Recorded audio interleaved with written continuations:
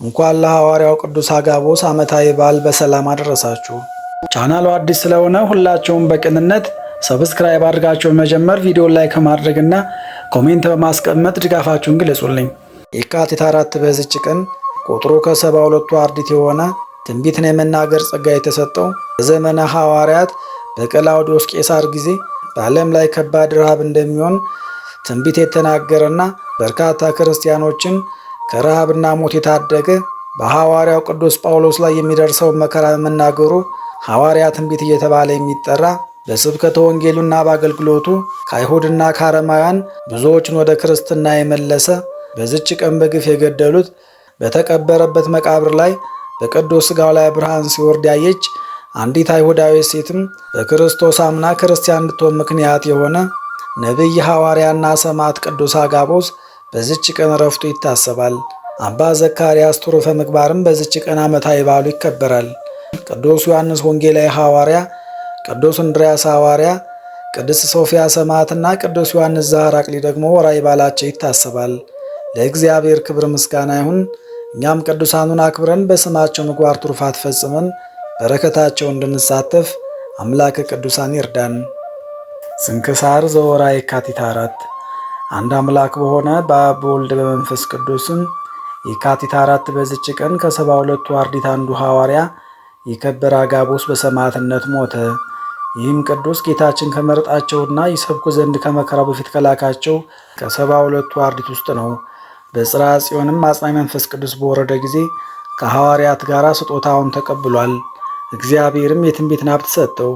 ስለ እርሱ በሐዋርያት ሥራ መጽሐፍ እንደተነገረ የቅዱስ ጳውሎስ መታጠቂያ አንስቶ ራሱ እግሮቹን አሰረባትና የዚህም መታጠቂያ ባለቤት በኢየሩሳሌም አይሁድ እንዲህ ያሱታል አለ። መንፈስ ቅዱስም ብሎ ትንቢት ተናገረ። ትንቢቱም ተፈጸመች። ከዚህም በኋላ ሕይወት በሆነ በወንጌል ትምህርት ሊያስተምር ከሐዋርያት ጋር ወጣ። እያስተማረና ቀና የሆነ የእግዚአብሔርን መንገድ እየመራ ብዙ አገሮችን ዞረ። ከአይሁድና ከዮናናውያንም ብዙዎችን የክብር ባለቤት ወደሆነ ወደ ጌታችን ኢየሱስ ክርስቶስ ቅን ሃይማኖት አስገባቸው። በከበረች በክርስትና ጥምቀትም አነጻቸው። ቅናትን የተመሉ አይሁድም ብቻውን በኢየሩሳሌም በድንገት ያዙትና ታላቅ ግርፋትንም ገረፉት። ከዚህም በኋላ በአንገቱ ገመድ አስገብተው እስከ ከተማ ውጭ ጎትተው በዚያም ነፍሱን እስካሳለፈ ድረስ በደንጊያ ወገሩት። በዚያንም ጊዜ ከሰማይ ብርሃን ወርዶ በሥጋው ላይ እንደ ምሰሶ ተተከለ። ወደ ሰማይም ደርሶ አሕዛብ ሁሉ ወደ እርሱ ሲመለከቱ ነበር። እግዚአብሔርም የአንዲት አይሁዳዊት ሴት ልቦናዋን ገለጠላት።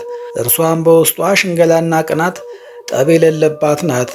የኦሪትንም ሕግ የምትጠብቅ ነበረች። እርሷም ይህም ብርሃን አይታ ይህ ሰው እውነተኛ ነው አለች። ያን ጊዜም በላያ ብርሃን ወረደ። እንዲህም ብላ ጮኸች፣ እኔ በቅዱስ አጋቦስ ፈጣሪ የእግዚአብሔር ልጅ በሆነ በጌታ ኢየሱስ የማመን ክርስቲያን ነኝ። እግዚአብሔርንም ከፍ ከፍ እያደረገች ስታመሰግነው በደንጊያ ወገሯት።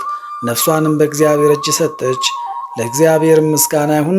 እኛንም በሐዋርያው ጸሎት ይማረን፣ በረከቱም ከእኛ ጋር ትኑር ለዘላለሙ አሜን።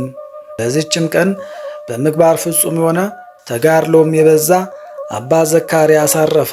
እርሱንም ነፍሱ ከሥጋው የምትለይ ጊዜ አባ ሙሴ ወንድሜ ሆይ ምን ታያለህ አለው። እርሱ ስለ እኔ ዝምታ ይሻለኛል አለ። ነፍሱም ስትወጣ አባ ያስድሮስ ሰማይ ተከፍቶ አየ። ልጄ ዘካርያስ ሆይ የመንግሥተ ሰማያት በር ተከፍቶልሃልና ደስ ይበልህ አለው። በእንዲህም ያለው ሁኔታ አረፈ። በረከቱም ከእኛ ጋር ትኑር ለእግዚአብሔር ምስጋና ይሁን አሜን።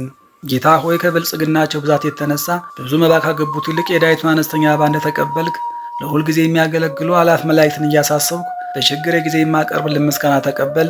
እናንተም ቅዱሳን ነቢያት፣ የወንጌል ሰባኪያን ሐዋርያት፣ ሰማዕታትና ጻድቃን፣ ትጉሃን መላእክት፣ ፍጹማን ደናግል እንዲሁም ደጋጎች መነኮሳት ሆይ ልጅ አዋቂ ሳንለይ የምንሰበሰብበትን የጉባኤ ቦታ ባርኩ።